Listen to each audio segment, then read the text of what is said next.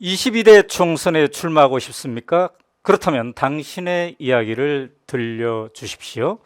오마이TV는 22대 총선을 앞두고 대국민 출마 선언 프로젝트 나누구를 시작합니다.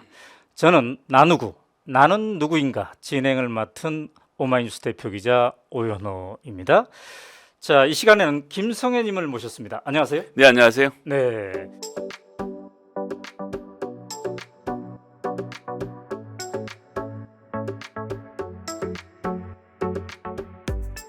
자, 지금 어느 지역구에 출마를 희망하고 있죠? 전 경기도 고양시 덕양구 고양갑 지역구에 네. 심상정 의원이 현역으로 계신데요. 아. 네, 거기에 도전을 하려고 마음먹었습니다. 아, 그렇군요. 네. 자, 나누구는 국회의원 선거 출마를 희망하는 모든 분들께 열려 있습니다. 오마이TV의 170만 구독자와 함께 할 수 있는 기회를 드리는 건데요. 일종의 열린 스튜디오입니다. 오마이뉴스가 모든 시민은 기자다, 이거를 모토로 창간하지 않았습니까? 그 정신을 이어받아서 22대 총선에서 출마를 희망하는 모든 분들께 공평한 기회를 한번 드려보자, 이렇게 해서 마련한 프로젝트입니다. 그래서 룰이 있는데요. 전체 발언 기회는 20분입니다. 그런데 5분, 10분, 5분 이렇게 나뉘어 있습니다. 5분은 먼저 저와 가벼운 인터뷰를 하고요. 그 다음에 이제 10분은 출연자가 온전히 이 10분을 써서 나는 누구인가를 설명하면 되겠습니다. 여기에도 룰이 있는데요. 사용할 수 있는 자료는 5장입니다. PPT든 사진이든 5장의 자료를 사용할 수가 있고요. 그 10분간의 자기소개가 끝나면 다시 저와 이야기를 5분 정도 나누는, 그렇게 진행을 해보도록 하겠습니다. 이 룰은 모든 출연자에게 공통적으로 적용이 됩니다. 자, 그러면 지금부터 시작해 보도록 하겠습니다. 자, 김성애님. 네, 안녕하세요. 정치를 한다는 선택은 참 쉽지 않은 것 같아요. 그동안 언제부터 내가 한번 정치를 해볼까? 고등학교 때, 아니면 대학교 때, 아니면 보좌관을 하면서?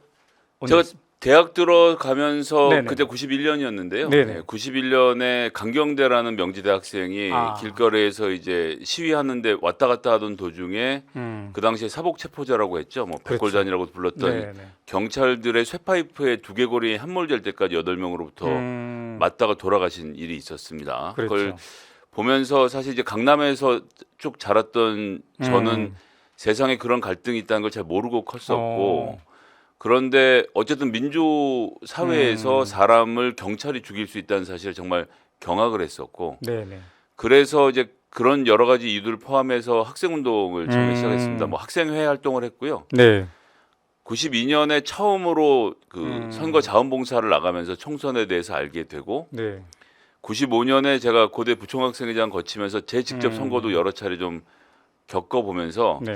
이게 선출직에 대한 뭐 여러 가지 생각들과 욕심도 생겼고, 그래서 군대를 갔다 오고 나서 첫 직장을 새천년 민주당 동대문 을지구당에서 어허. 잡아서 네. 2000년 선거를 또 치렀습니다. 그 당시 선거에 11표 차이라는 정말 말도 안 되는 작은 표 차로 아깝게 패배하고, 네. 제가 그게 너무 억울해서 선거 부정 소송을 이끌어서 아하. 위장 전입한 사람들을 전수조사에 찾아내서 결국 무효 소송에서 이겼습니다. 이겨서 재선거를 만드는 과정들을 겪으면서 처음에는 사실은 제가 직접 출마하기보다는 선거 기획자, 소위 말하는 킹메이커가 되고 싶은 욕심으로 뭐 미국의 유학도 결심을 하고 그랬던 과정이 있는데요. 결국은 제가 나서게 됐네요. 그래요. 그래서 전 뭐 20살 이후로는 쭉 선출직을 해오고 네. 정치를 해왔다고 생각합니다. 근데 이제 이렇게 나서게 되었을 때, 특히 이제 총선 이런 데 나설 때 가족들의 동의라든지 부담, 이것도 좀 있는 것 같아요. 뭐라고 하시던가요? 특히 요즘같이 뭐 공직자들 워낙 거칠게 네네. 대하고 네네. 특히나 가족 문제에 대해서도 다들 막 다 털어봐야 된다 이런 생각들을 갖고 계시잖아요. 네네. 가족들 굉장히 부담스러워하죠. 저 같은 경우는 방송에 좀 자주 나가는 편이라 네. 식구들하고 밥 먹으러 갈 때도 알아보시는 분들이 있거든요. 네. 그럼 가족들이 여전히 굉장히 당황을 많이 합니다. 그리고 대외적인 활동 뭘 하려고 해도 전부 다 위축되는 것도 있고, 네. 꼭 그렇게까지 할 필요는 없는데 조금 그렇게 안타까워하는 측면은 있는데 네. 그럼에도 불구하고 또 제 부인도 당신이 해보고 싶은 일이라면 한번 네. 도전해봐라. 그래서 적극적으로 지지해주고 있습니다. 그러니까 인생을 살다 보면 늘 선택의 기로에 있잖아요. 할까 말까 할까 말까. 에이 하자 이럴 때 주로 어떤 걸 기준으로 합니까? 저는 제가 살았던 특히 20대 때 형성됐던 가치관을 기준으로 해서 네. 이것이 공익에 부합하는가 아, 그리고 이것이 우리 가족을 해치지 않는가 이 두 가지 조건이 충족되면 하는 편입니다. 네. 자, 나누고 출연 섭외를 받았을 때, 이런 프로그램도 있나 이렇게 생각했을 텐데 네. 프로그램 컨셉 어떤 것 같습니까? 저는 일단 오연호 대표님을 직접 뵐 수 있다 그래서 제가 20살 대학 시절에 말지 네. 읽을 때부터 되게 존경했던 네. 뭐 선배님이시고 뭐 뵙긴 오늘 처음 뵀지만 네. 그래서 오연호 대표님이 직접 하시는 프로그램은 무조건 나가야지 해서 무슨 기획서를 보내주시겠다고 하는데 일단 됐고 아, 나가겠다라고. 그래서 기획서 안 보고 왔어요? 예, 아니 기획서를 보기 전에 섭외 일단 응하고 아. 그다음에 기획서를 읽었죠. 네. 근데 왜 하필이면 이 지역구를 선택한 거예요? 고향 갑 지역이 여러 가지 의미를 갖고 있는데 어떤 인연이 있어요, 개인적으로? 고향 갑하고 저는 뭐 인연은 전혀 없습니다. 아, 그래요? 저는 심상정 의원이 지난 20년간 진보 진영을 이끌어 오셨던 네, 중요한 지도자 중에 하나라고 생각하고 음. 민주 진보 진영의 미래에 대해서 진보와 진보 개혁의 미래에 대해서 저는 충분히 논쟁해 볼 수 있다고 보고 그 점에 대해서 한번 심상정 의원과 다퉈보고 싶은 게 있었고요. 네. 그리고 이제 고향 지역이 네. 제가 이제 X세대 시작인 서태지랑 동갑 그래요? 72년생인데요. 예. 그 X세대들이 굉장히 많이 살고 있거든요. 네. 함께 호흡하고 숨쉬면서 그분들과 음. 새로운 정치를 좀 만들어 보고 싶었습니다. 자, 내가 이제 본격적으로 총선하면 이런 슬로건을 써봐야지 이렇게 좀 마음속으로 생각한 게 있을 텐데 아니면 막 지금 준비 중일 텐데 네. 뭔가 한마디로 좀 얘기할 수 있는 게 뭔가요? 저희 같은 경우는 고향갑 같은 경우는 2002년에 유시민 장관이 열린우리당으로 당선된 이후로 22년 동안 민주당이 한 번도 국회의원을 배출하지 못한 지역구입니다. 그렇군요. 대선 항상 민주당 지지층이 높았던 곳이라서 이번에는 민주당. 아. 예. 그리고 이기는 후보 김성회 이렇게 생각하고 있습니다. 아, 그렇군요. 자, 오늘 이제 10분 동안 나는 누구인가 준비한 대로 이제 하실 터인데 저도 기대해 보겠습니다. 네.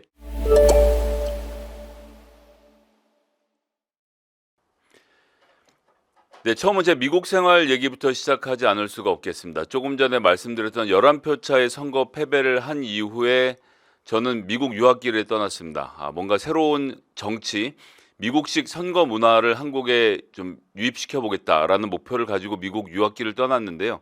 마침 저희 가족도 미국에 이민 가서 살고 계셨고요. 근데 제가 건너가자마자 저희 아버님이 갑자기 돌아가시게 돼서 유학의 꿈은 접고 그냥 생활인 김성애로 살게 됐었습니다. 그래서 제가 그때 LA 노사모에 가입을 해서 LA 노사모 회원들과 함께 2002년 대선 미국에서 투표권이 없는 상태에서 저희들이 할 수 있는 많은 일들, 예를 들어서 LA 공항에 나가서 서울로 들어가는 분들에게 팜플렛을 나눠드리는 활동을 하는 회원도 있었고 저희들끼리 또 뭐 돼지 저금통도 모으고 열심히 활동을 했는데 그 이후로 미국에서 시민사회 활동을 많이 했습니다. 지금 보시는 사진은 그런 중에 펼쳐졌던 나는 꼼수다 미주 투어인데요. 전미 투어 시카고, LA, 워싱턴 DC, 보스턴, 샌프란시스코 등 지역들을 돌아다니면서 유료 공연을 개최를 했었습니다. 저 모든 행사의 총 기획을 제가 제안했고 그것을 받아들여서 낙곰수를 2011년, 12년 두 차례 걸쳐서 미국에 모시고 와서 공연을 했었습니다. 2010년, 2011년이든가 하여튼 했었는데요. 그런 과정을 통해서 미국에 있는 분들과 한국 정치에 대해서 많은 이야기도 나누었고 또 많이 참여를 할 수 있도록 제도 개선을 하기 위해서 노력도 했었고요. 2009년에 제2국민선거법이 통과되고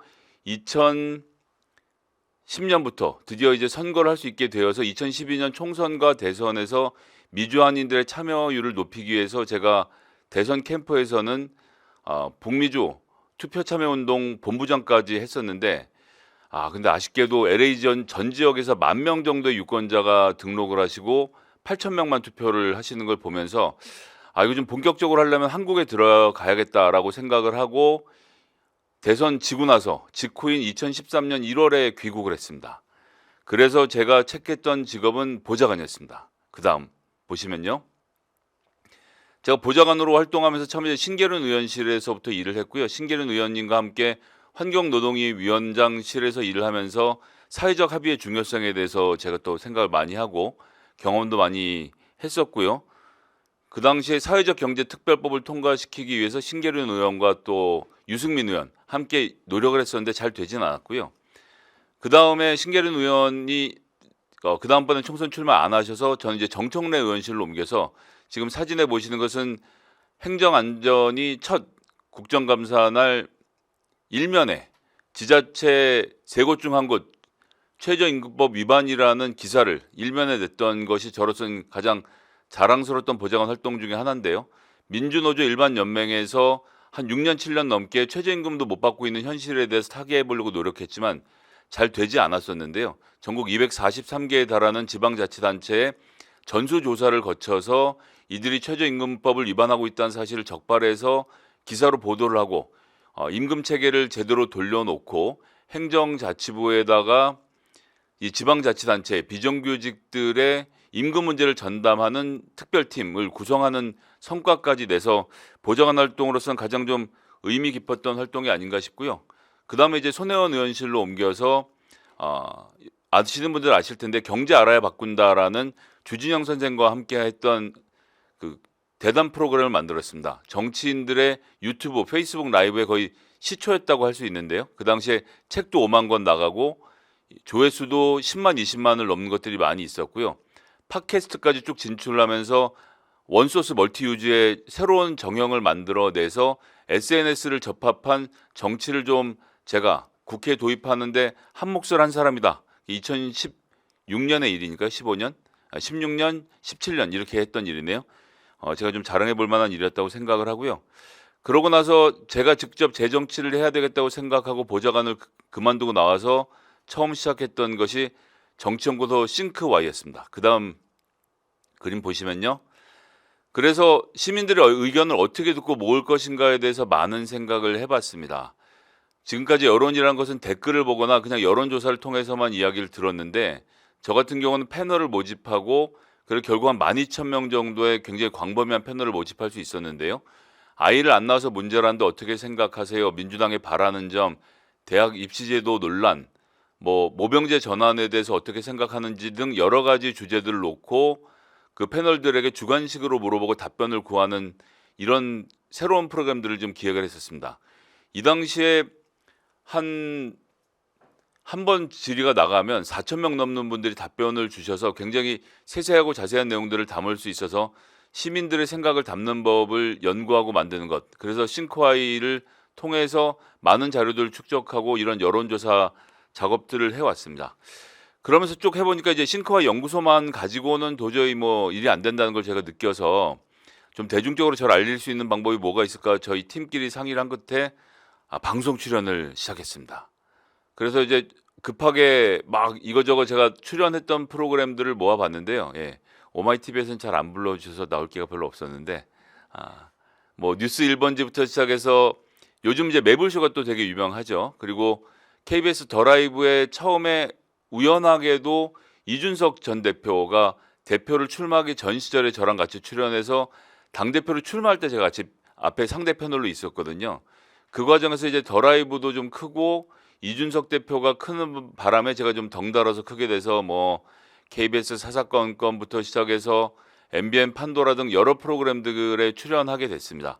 근데 이게 방송이라는 게 막상 나가서 해보면 뭔가 좀 시원한 얘기를 하고 싶기도 하지만 이게 모든 게 기록으로 남잖아요. 그래서 얼마나 수준을 잘 지키느냐, 수위를 잘 조절하느냐가 중요하다라고 생각해서 그 이상한 나라 앨리스에 보면 담벼락 위를 걸어가는 험피덤피인가요? 달걀이 있죠. 제가 딱 그 신세였습니다. 달걀처럼 이 담장 위에 올라가 있는데 한쪽으로 한 발만 삐끗 잘못 디디면 넘어져서 깨지는. 그래서 이 방송 출연을 하면서 제 인지도도 올리고 제 이름값도 올렸지만 다른 한편으로는 여론은 어떻고 내가 어떤 수준으로 정치적인 발언을 할 때 가장 힘이 있는가에 대해서 많은 생각을 하게 돼서요. 그 점이 저로서는 굉장히 좀 좋은 경험이었고 공부였습니다. 이렇게 하고 나니까 길 가다 이제 알아보시는 분들도 계시고 그리고 요즘은 지나가다 이제 코 파거나 이런 일을 이제 못하게 된 게 좀 아쉬움으로 남기는 하는데요. 방송 출연을 그렇게 함으로써 또 많은 효과가 있었던 것 같습니다. 그러면서 제가 또 하나 공을 들였던 건 바로 유튜브입니다. 그래서 제가 지금 어제자로 확인해 보니까 23만 9,162명의 구독자를 확보하고 있는 김성회의 옳은소리라는 유튜브 채널을 운영하고 있습니다.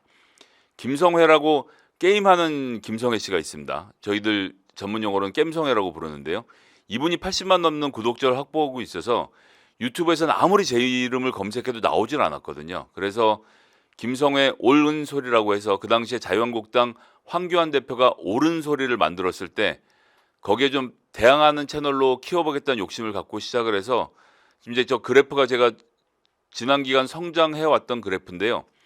23만 9천 명이면 현재 민주당 국회의원 중에 전체 1등이 이재명 대표님이 85만 명, 그리고 2등이 우리 정청래 의원님 24만 1,000명.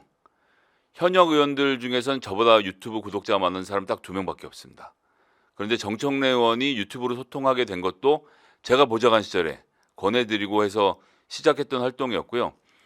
저는 지금 뭐 이제 유튜브들 당장 저도 지금 오마이튜브 TV 유튜브에 나와서 이런 말씀을 드리고 있지만 정치로 소통하고 배우는 것 중에 유튜브가 굉장히 중요한 역할을 하고 있다고 생각하는데 민주당이란 정당이 그저 몇 사람 출연해서 이야기를 하는 정도, 그다음에 유튜버들에게 뭐 이런저런 얘기를 전달하는 정도 외에는 제대로 활용을 못하고 있다고 생각을 합니다. 근데 전 이 SNS에 새로운 미래가 담겨 있다고 생각하고 민주당의 정치 고관여층들 또 당원들이 전부 다 유튜브를 통해서 정치적 정보를 습득하고 있다고 한다면 민주당이 지금보다 훨씬 더 적극적으로 유튜브를 활용해야 된다라고 생각합니다. 오마이튜브도 지금 구독자가 170만 명인데 민주당이 그만큼의 노력을 유튜브에 쏟고 있는지에 대해서 전 좀 걱정이 되고요. 제 자신도 이런 활동을 통해서 단순히 제 정보를 전달하는 것이 아니라 당원들로부터 듣고 배우는 순서까지를 함께하는 그런 상호 소통의 유튜브 채널을 만들기 위해서 노력을 하고 있고요. 한 3년쯤 됐죠. 2020년 6월부터 시작해서 아침부터 옳은 소리, 김성회의 아침부터 옳은 소리라는 방송을 아침 9시부터 1시간 동안 그 매일의 뉴스를 전달해 드리면서 당원들과 함께 성장하고 교육하는 이런 코너들을 갖고 있는데요. 앞으로도 잘 부탁드리겠습니다. 어우, 말씀 잘 들었습니다. 감사합니다. 네. 그러니까 듣고 보니까 정치 신인이 아니네요. 정치권에 꽤 오래 계셨는데. 예, 99년에 새천년 네, 민주당부터 네, 네. 시작했으니까요. 네. 예, 구태죠. 그렇죠. 구태라기보다는 또 보좌관도 3분 모셨어요, 그죠? 네, 그렇습니다. 신계륜, 정청래, 손혜원. 네, 그렇습니다. 자, 이제 지금은 본인이 국회의원 목표로 하고 있는데 만약에 이 3명 중에 보좌관으로 다시 한번 들어간다면 셋 중에 딱 한 사람만 선택하면 누구? 보좌관 다시 할 생각 없습니다. 자, 그 정도면 그러면 충분한 경험이었다고 생각합니다. 네네네. 지금 이제 이 중에 이제 정청래 의원은 최고위원인데 네. 정청래 의원으로는 뭘 배웠습니까? 정청래 의원에게는 어떤 것이 국민들과 소통하는 길인지에 대한 이야기랑 어떻게 주제를 잡는 것이 국민들의 이목을 끄는지 이 점에 대해서는 제가 많이 배웠습니다. 그 점 참 탁월한 것 같아요. 예, 뭐 그런데 이제 거기서 유튜브 하는 거는 하죠. 본인이 가르쳐 주고. 제가 그 당시에 이제 페이스북이 더 유명할 때여서 페이스북 라이브를 통해서 우리의 네네네. 의정 활동을 알려야 된다라고 설명을 드리고 네. 그걸 처음으로 했던 것이 선거 때 이제 페이스북 라이브를 통해서 알렸던 게 제가 거의 처음 했던 그렇군요. 그때 컷오프 당하고 나서 더 큰 유세단을 만들었잖아요. 그 유세단 만들자고 제안했던 사람이 저였고요. 자, 이제 정치권에 그렇게 인연이 있었으니까 전 현직 대통령들도 계속 지켜봤을 텐데 그 중에 이분은 이 점 때문에 내가 좀 꼭 배우고 싶은 점이다라고 생각한다면요? 전 민주당이 지금 중산층과 서민의 정당으로 가야 한다는 김대중 대통령의 말씀하셨던 길을 잃었다고 생각합니다. 지금 현재는 중산층과 서민을 위한 정당이라고 과연 말할 수 있는가라는 점이 전 의문이라서 네. 김대중 대통령께서 말씀하셨던 서민들을 위한 정당으로 거듭나는 것. 우리나라가 이제 뭐 아주 거칠게 보면 20대 80의 사회라고 전 보는데요. 네. 옛날에 중산층이라고 말했던 소위 말하는 상위 10%부터 하위 한 40%까지 포함되어 있는 사람들이 네. 하나로 다시 뭉칠 수 있도록 지금 중산층이 양극화되어 있는 문제잖아요. 그래서 저는 그 80%와 함께하는 정치를 민주당이 해야 된다 이렇게 생각합니다. 그렇군요. 자, 미국에서도 꽤 오래 계셨어요. 총 네. 합치면 몇 년 정도? 한 10년 정도 제 30대는 미국에서 보냈습니다. 그러면 미국 사회를 계속 봤을 거고 그중에 미국 정치도 봤을 텐데 미국 정치에서 한국 정치는 이 정도는 배워야 되겠다 하는 게 있다면? 제가 그 ABC 교육감 선거라고 지역에 있는 교육위원 선거의 캠페인 매니저를 했던 적이 있는데요. 네. 그땐 선거운동 기간에 제약이 없었고 그 다음에 등록을 하면 선관위에서 유권자 명단을 넘겨줬고 호별 방문이 가능했습니다. 장시간 긴 호흡을 가지고 유권자들과 대화하고 하면서 선거운동했던 것이 굉장히 부러웠고요. 네. 말씀드렸던 사전 선거운동 제도를 이제 제한을 폐지하고 네. 호별 방문을 가능하게 하고 유권자들과 대화할 길을 열어주는 것, 그게 우리 정치 혁신의 굉장히 중요한 과제라고 생각합니다. 자, 고향 갑에 도전하는 거잖아요. 네. 현역은 심상정 의원. 되게 거물이잖아요.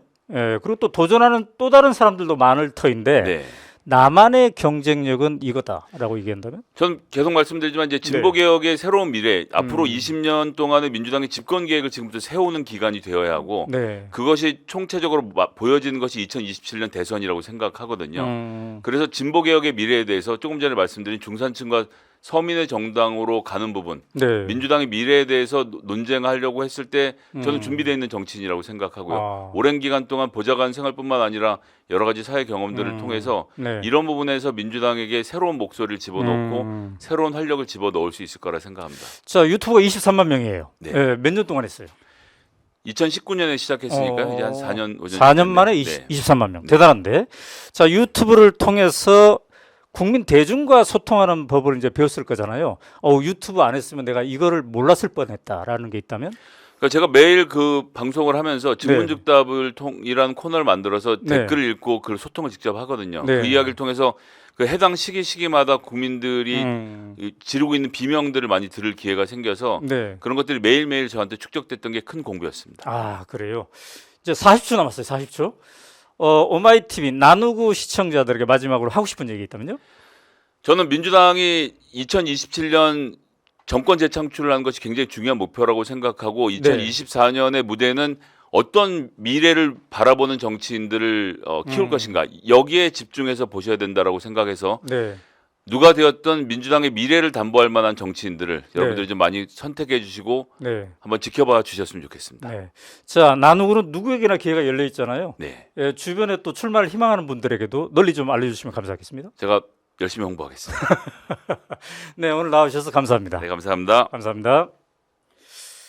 자, 네, 오늘 말씀 잘 들었습니다. 이 시간에는 고향갑에서 출마를 희망하고 있는 김성애님과 이야기를 나눠봤습니다.